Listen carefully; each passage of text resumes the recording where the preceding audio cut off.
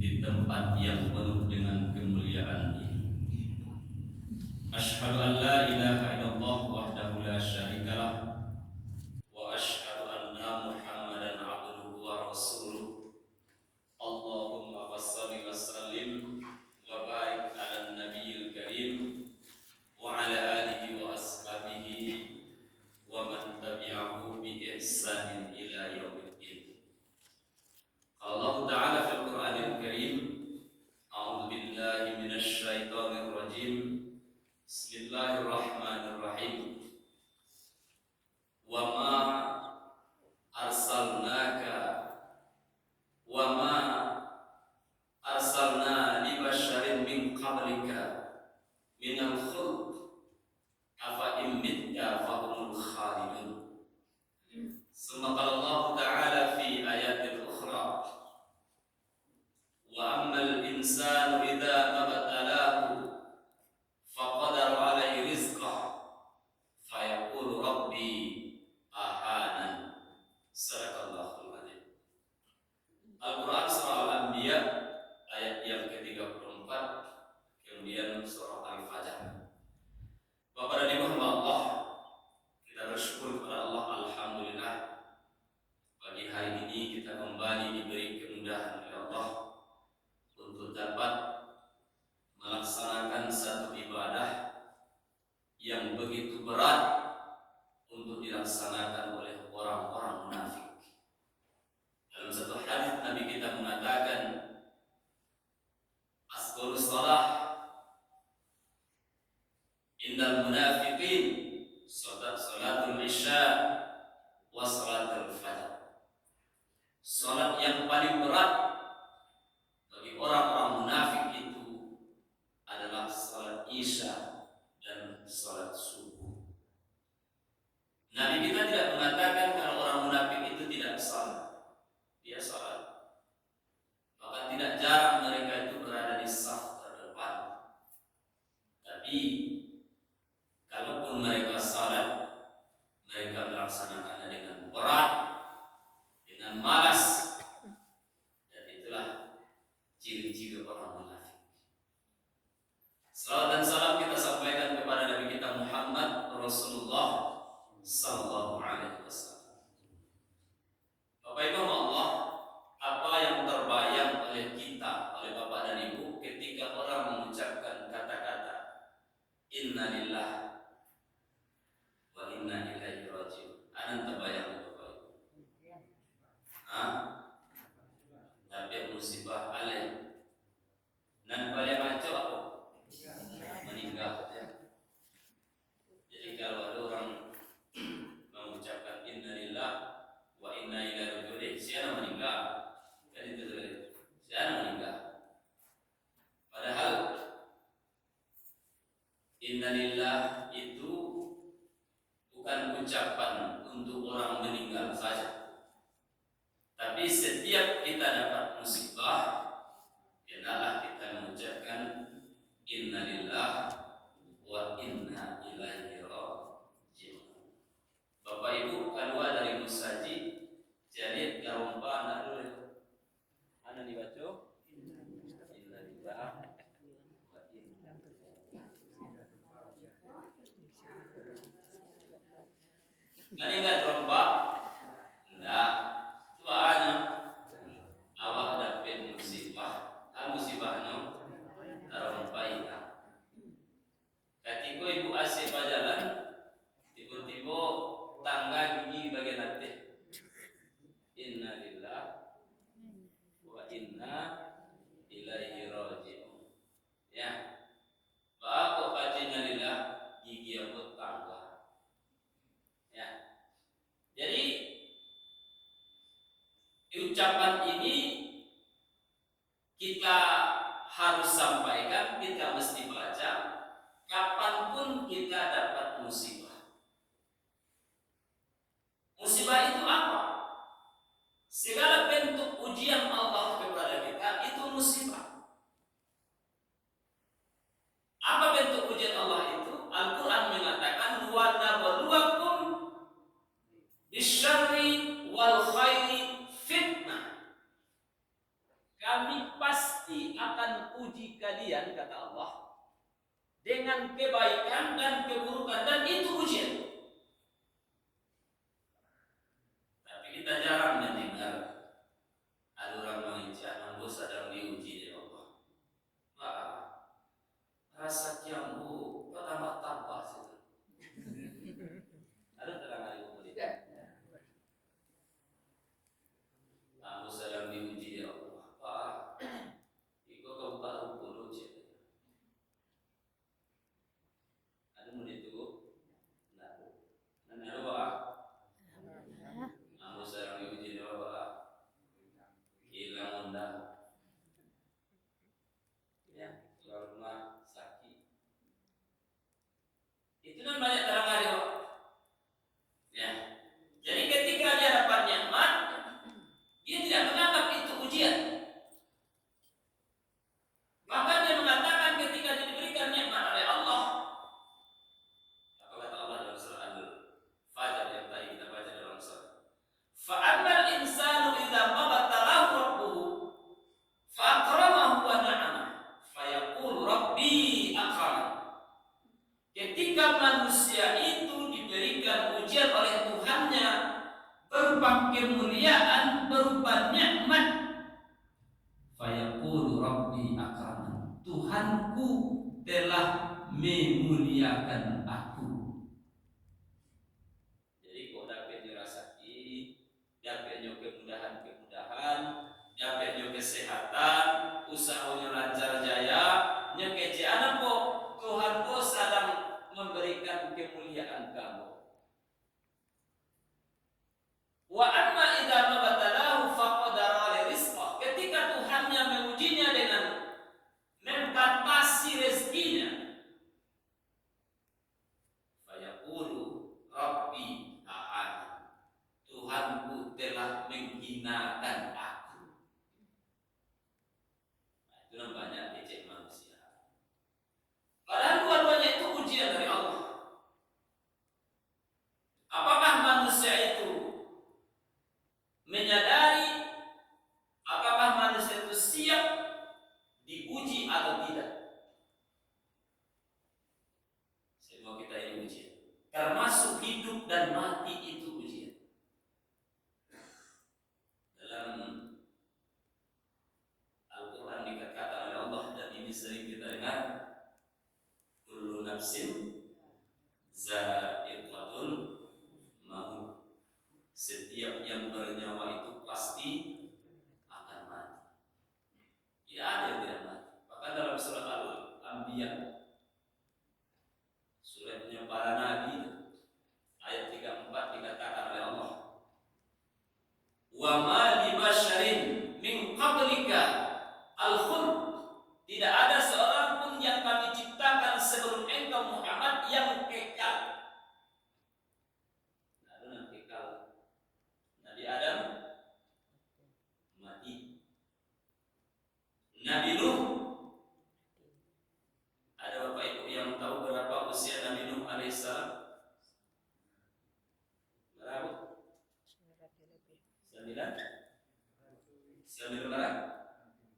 950 tahun. Itu usia dia berdakwah. Usia dia mengajak orang kepada agama Allah 950 tahun. Kalau usianya menurut riwayat berusia 1400 tahun. Ada nggak ibu-ibu ambo yang ingin berusia umur 1000 tahun? Nah, itu menunjuk 500 tahun? Enggak, Jo. 200 tahun? Nah, enggak, Jo. Jadi bilangnya besok orang ya. Tidak ada di antara kita yang ingin usianya sampai 1000 tahun, 200 tahun, kok tidak? Kenapa tidak? Ya kalau untuk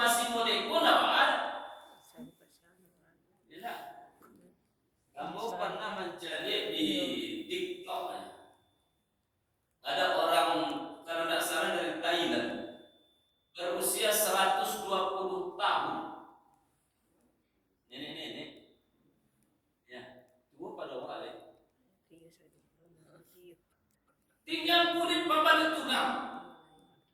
Yang punya ada nampak ini. Dia bantu pas persis pak tulang tu dibantu jauh kulit itu saya tinggal. Anak bisa pada itu. Maka tidak bisa semuanya ditolong orang lain. Dia tak boleh. Ya biarlah. Nah, ibu, ada. Ada pak. Ya. Jadi Bapak Ibu Allah yang dimuliakan, hidup dan mati itu juga ujian dari Allah. Karena itu sebagai hamba Allah yang beriman, kita harus siap dengan bentuk-bentuk ujian dari Allah. Di dalam surah Al-Baqarah dikatakan oleh Allah, "Walanabluwannakum bisyai'in minal khauf." Kami pasti akan menguji kamu. Pasti kata Allah, karena Allah menggunakan kalimat lam taukid. Jadi tidak ada manusia ini yang tidak diberikan ujian oleh Allah. Semuanya diuji oleh Allah. Tidak ada tidak diuji. Para nabi diuji, para ulama diuji, semua kita diuji oleh Allah. Walanabluwannakum. Kami pasti akan uji kamu kata Allah. Dengan apa? Bisyai'in minal khauf. Dengan sesuatu dari rasa takut. Ada bapak ibu yang jamin dengan anak. Tapi kalau anak ada PK, itu ujian dari Allah. Takut kalau anak ini tidak dapat jodoh yang baik, itu ujian dari Allah.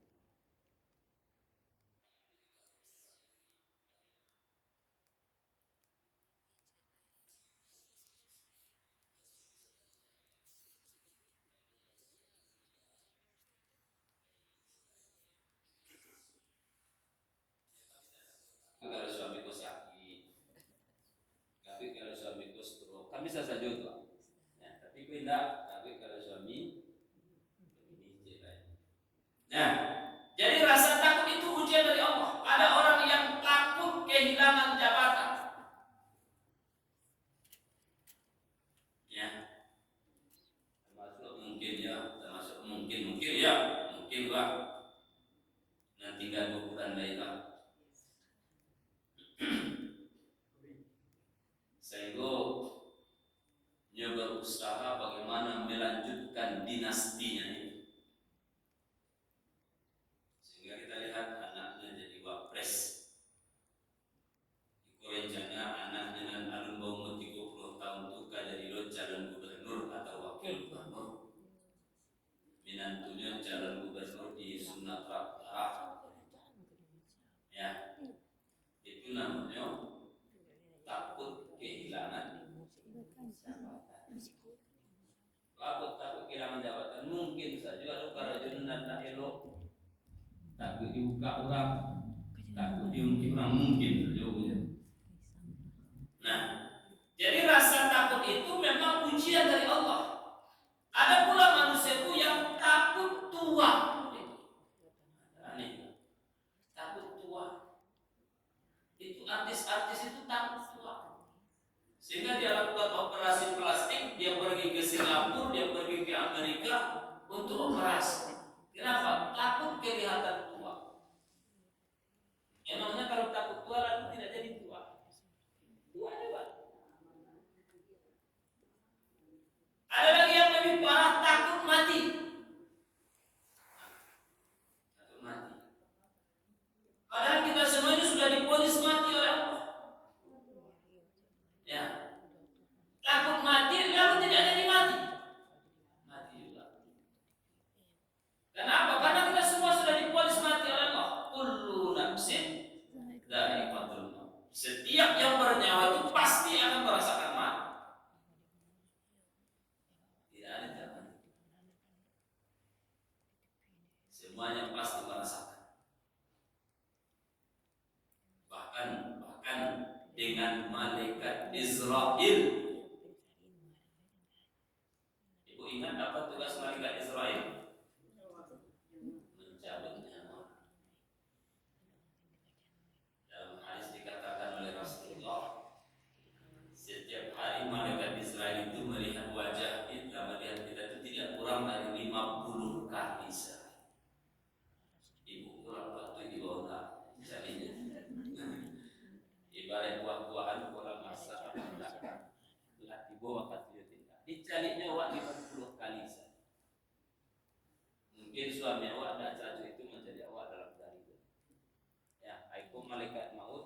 daya awak nyucani awak 50 kali saja agama ya agama.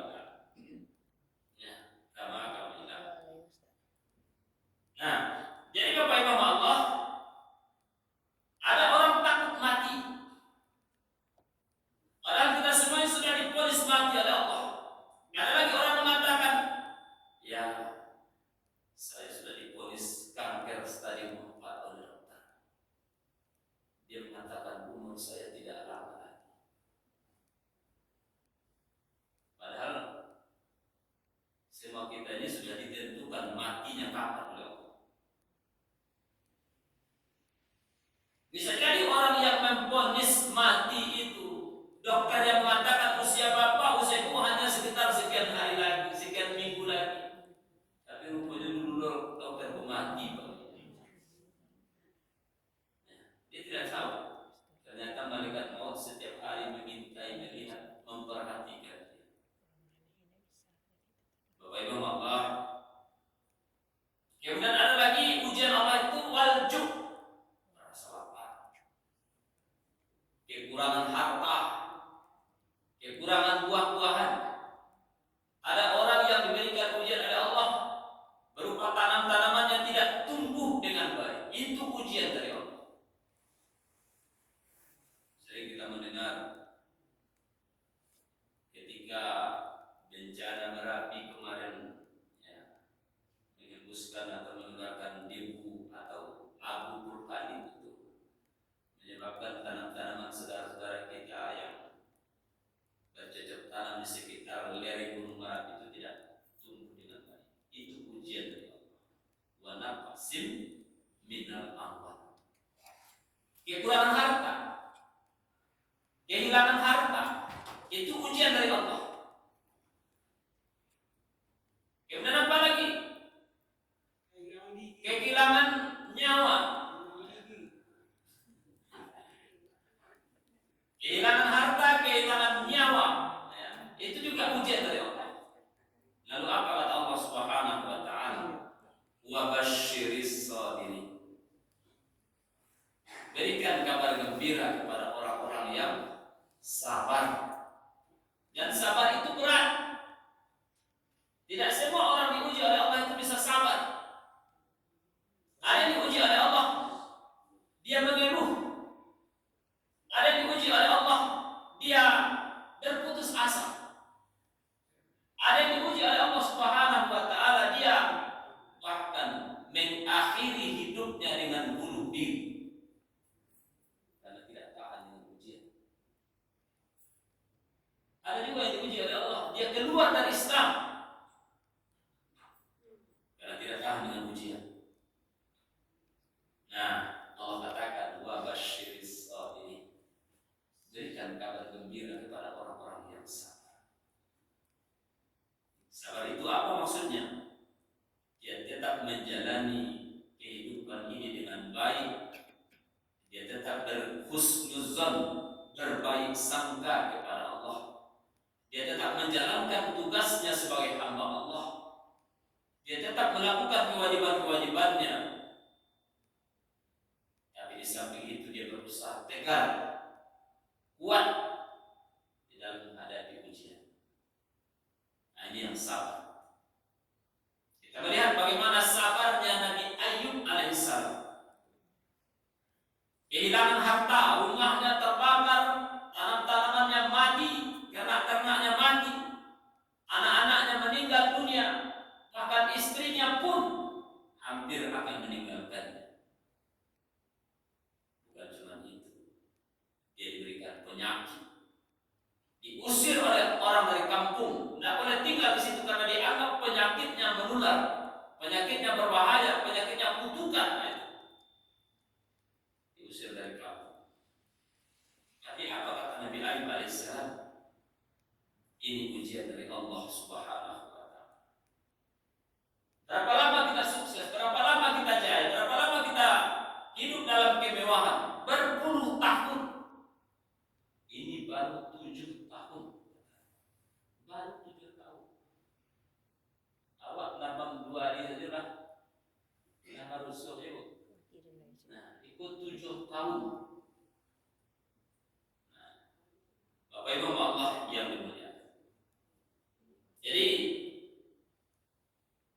diberikan kabar gembira kepada orang-orang yang sabar. Jadi sabar baik diuji dengan kesusahan, baik diuji dengan kemewahan, dia tetap sabar. Ketika Nabi Sulaiman alaihissalam diberikan ujian oleh Allah berupa singgasana Ratu Balqis dibawa ke Baitul Maqdis. Ya. Apa kata Nabi Sulaiman alaihissalam? Hada min fadli Rabbi liyabluwani. Ini adalah karunia dari Tuhanku untuk menguji aku, kata Nabi Sulaiman alaihissalam. Bapak Ibu Allah yang dimuliakan.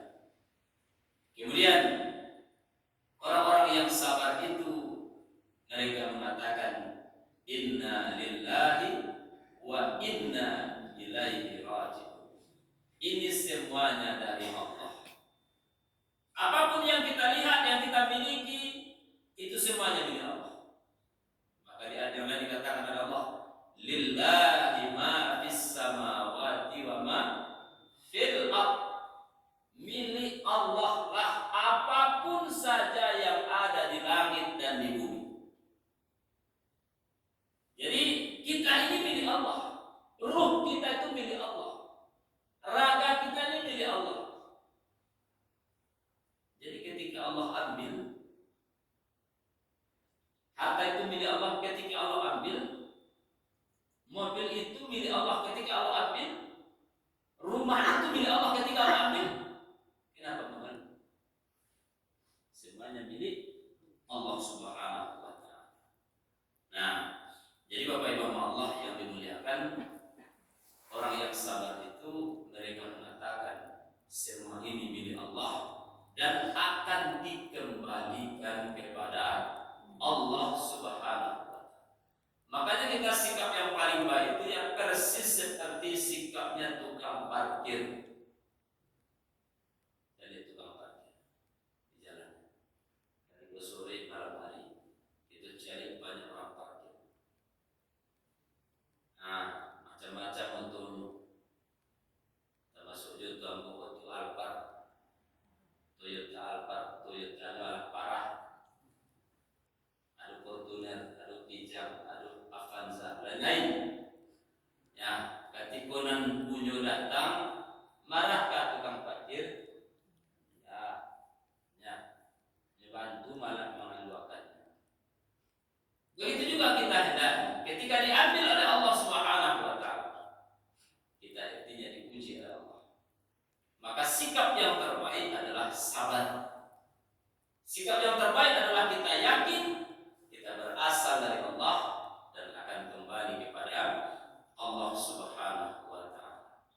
Bapak Ibu Allah yang dimuliakan, itulah yang Nabi itu sampaikan. Mudah-mudahan Bapak dan Ibu kita semuanya senantiasa berada dalam bimbingan Allah, sabar ketika diuji dan tetap mensyukuri apapun yang kita rasakan di dalam kehidupan ini.